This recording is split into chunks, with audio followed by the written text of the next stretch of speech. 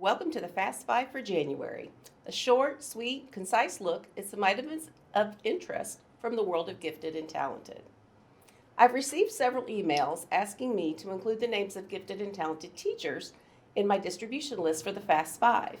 If you have someone you would like to add to the list, please just let me know. Now on to the Fast Five. Up first this month, some interesting research on gifted education that was shared at the last OVEC Gifted and Talented Cadre meeting. In the spring of 2019, the Education Week Research Center conducted a survey of more than 1,200 K-12 gifted and talented teachers and coordinators to learn more about how districts and schools define, identify, serve, and instruct students in gifted and talented programs. A major objective was to gain a better understanding of the extent to which districts are experiencing and addressing issues related to the over or underrepresentation of specific student groups in gifted education. The findings suggest that gifted programs likely face serious equity-related challenges. Some of the results were very surprising. So when you have some time, take a few minutes to read over the results. And as you look at your GT data throughout the year, just ask yourself, does your information indicate that your screening and identification processes provide equity for all the students in your district? Number 2, the Gifted Guru. I had the pleasure of meeting Lisa Van Gemmert at a CAGE conference a few years ago. Her session was fantastic, and her tutorials on YouTube really improved my PowerPoint game. Gifted Guru is a site for everyone interested in or passionate about gifted kids, and even adults.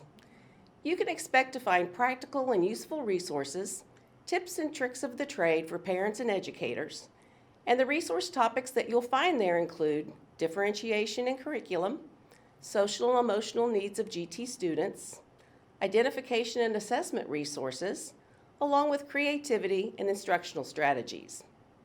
Over on Lisa's YouTube channel, you'll find a variety of tutorials such as using PowerPoint to create printables, how to access free resources from the Library of Congress, and how to use memecreator.org. All of these are great tools that you can use with your GT students. Lisa sends out a free monthly newsletter that's very informative and always contains a great resource to use with your students. You can sign up for the newsletter at www.giftedguru.com. Check it out. Moving on to number 3, the CAGE Annual Conference is coming up in a little more than a month. I will be presenting the KDE update during the conference, along with facilitating one of the concurrent sessions, which I've titled Growing Up Gifted. I am so excited about this session.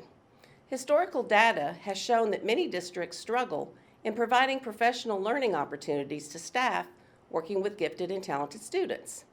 Growing Up Gifted is the first in a series of 3 Train the Trainer professional learning opportunities that's focused on the characteristics, needs, interests, and abilities of our GT students. Participants will leave the session with all of the information needed to conduct a 45 to 60-minute professional learning opportunity in their home district.